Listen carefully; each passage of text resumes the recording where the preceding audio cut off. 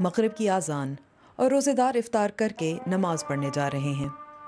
رمضان عبادت اور سادگی کا مہینہ ہے، تاہم سورج غروب ہونے کے بعد کھانے پینے اور تفریح کا وقت شروع ہو جاتا ہے، اور اشتہار ساز کمپنیوں اور کاروبار اس بات کا فائدہ اٹھاتے ہیں۔ افطاری اور مغرب کے بعد سینکڑوں لوگ بازاروں اور اس قسم کے شاپنگ مالز میں شغل لگانے آتے ہیں۔ لوگوں کا کہنا ہے کہ یہ صرف مقدس مہینہ نہیں ہے، یہ خوشیاں منانے کا مہینہ بھی ہے۔ رمضان کے دوران دیر رات تک ایسے مالز میں میلہ کا سا سما رہتا ہے۔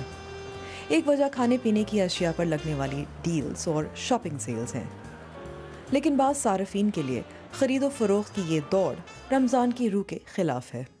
بیوقوف بناتے ہیں، مسلمان ہو کے مسلمانوں کو یہ لوٹ رہے ہیں، سارے نا لٹرلی لوٹ رہے ہیں۔ لوگوں کا فوکس بھی چینج کر رہے ہیں آپ رمضان شوز کر کے، آپ ان کو گفٹ کی طرف اور زیادہ ان کو برانڈڈ چیزیں دینے کی طرف اکوموڈیٹ کر رہے ہیں اس طرح۔ تو آئی تھنک اگر اس کو تھوڑا سا اس کو چینج کر دیں اسلامک تعلیمات کے اندر تو وہ زیادہ اچھا رہے گا۔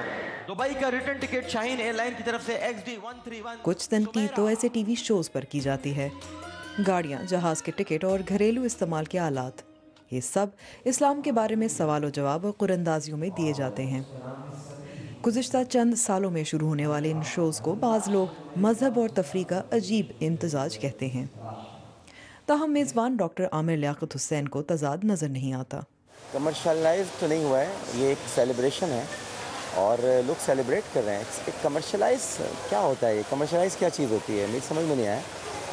What is commercialise? سب چیزیں کمرشلائز ہیں دنیا میں۔ اور جو روح کی بات آپ کر رہے ہیں، بعض لوگ کہتے ہیں، وہ بعض لوگ کہتے ہوں گے، اکثریت تو دیکھیں، اکثریت دیکھ رہی ہے۔ چلو چلو۔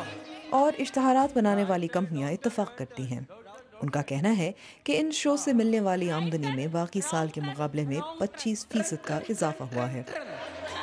ماہ رمضان تو ختم ہونے کو ہے، لیکن ایسے لگتا ہے کہ اس مقدس مہینے کو کاروباری مقاصد کے لیے استعمال کرنے پر بحث اگلے سال دوبارہ سے شروع ہو جائے گی۔